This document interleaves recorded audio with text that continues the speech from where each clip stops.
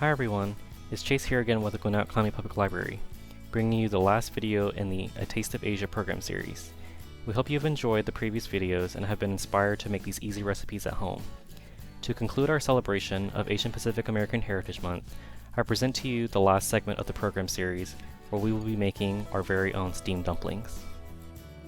Like always, I've learned how to make these recipes through my own experiences of growing up as an Asian American, learning how to cook and prepare certain dishes from friends and family. Other recipes I have learned through online resources such as those you can find at the library, through the form of cookbooks and other digital resources. Today we will be making dumplings many people crave when they visit Asian restaurants. You can find dumplings in various places such as restaurants that serve dim sum, local Asian eateries, and even in the frozen section of your local grocery store. Dumplings have very many different names and different ways of being made depending on the region of Asia you are in.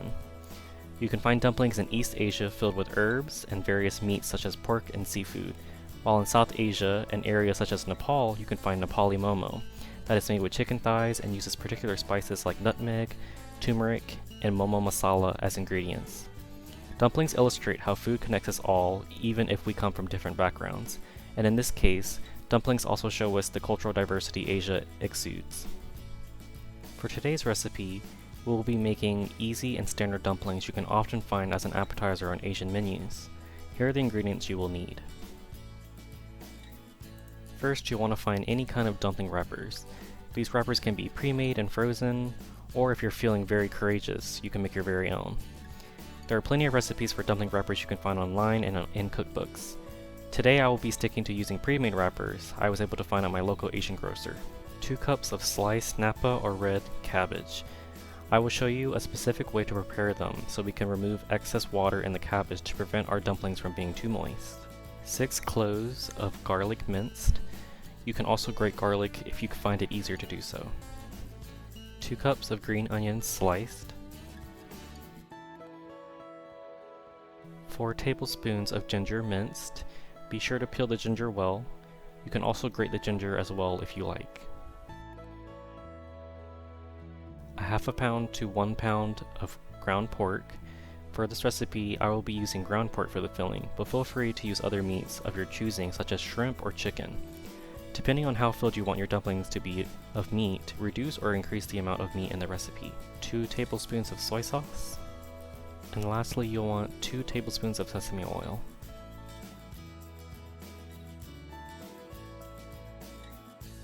Here are the ingredients written down for you in a list. You can pause here and refer to the list to see what you'll need to pick up at the grocery store. There are some alternate items you can get to further enhance the flavors of your dumplings.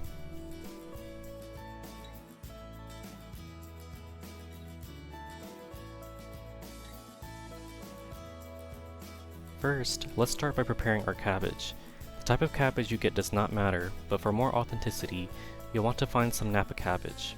Begin by chopping up 2 cups of cabbage and putting it into a large mixing bowl. Add about 2 tablespoons of salt to the cabbage and begin incorporating the salt into the cabbage. This process will remove excess moisture from the cabbage.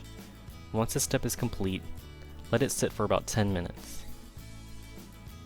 Once your cabbage is done sitting for 10 minutes, in a large bowl begin adding all the ingredients for the filling.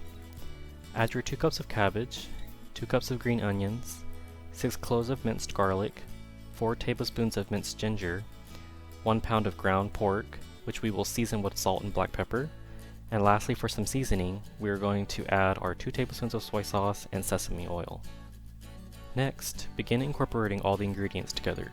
We want to make sure everything is mixed together well so when we fill our dumplings, you will have a little of all the ingredients we put in. Let's begin wrapping our dumplings. If you're using frozen wrappers, make sure to let them thaw before you start filling your dumplings. Take 1 wrapper and using a spoon, take about a tablespoon worth of filling and place it into the center of the wrapper. Make sure to not put too much into the dumpling as it will be too full to be sealed, but also put enough in so you are not just eating wrapper. Once you have enough filling, dip your finger in some warm water and coat half of the outside of the wrapper. Once you have done so, fold the dry half over the moistened half. Once folded in half, begin pleating the edges close as so. If you are looking for other ways to fold dumplings, there are ample resources online that can help you look for more aesthetically pleasing ways to fold dumplings. For this case, I found this way of folding to be the easiest and quickest.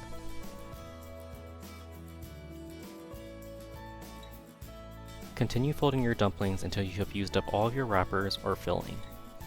When you have all the dumplings wrapped, here's a good time to decide if you will be cooking all the ones you made now or freezing the ones you will not be eating immediately. You can place the dumplings you want to freeze in a Ziploc bag and place them in the freezer for up to 3 months. These dumplings will be good for meal prepping or for a quick snack for later on. Now let's start cooking. In a hot skillet, put 1 tablespoon of oil into the pan. Begin lining the pan with the dumplings in a uniform order so they are not too close together. You can place them in the skillet as so.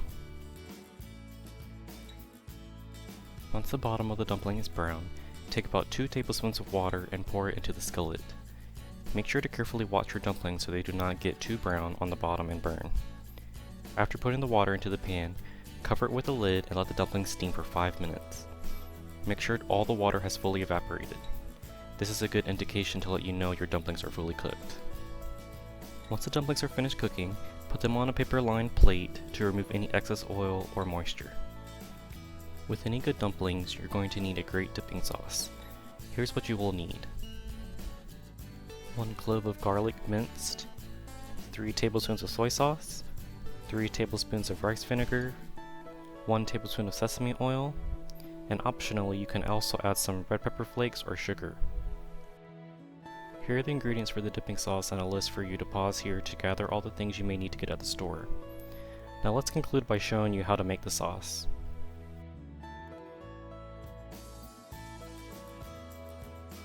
In a bowl, add all your ingredients together. Begin by adding the soy sauce, rice vinegar, sesame oil, and the optional ingredients together. Conclude by adding your minced garlic and stir very well to incorporate all the different flavors together.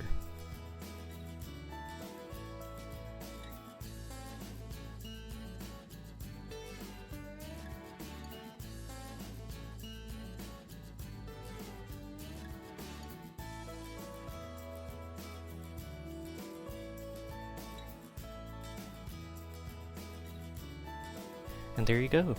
You have made your very own dumplings that are perfect as a snack, appetizer, or for meal prepping. Dumplings illustrate the communal experience Asian and Pacific Islander cooking is all about. All AAPI cultures have different ways of making their own versions of dumplings, but oftentimes you can find communities cooking together to share food with one another. Have your family gather around and wrap dumplings together. They will taste even better knowing that you've made them yourselves. Make these recipes to share with all your friends and family. Try the different optional ingredients you can add to your dumpling mix to add on to the current flavors.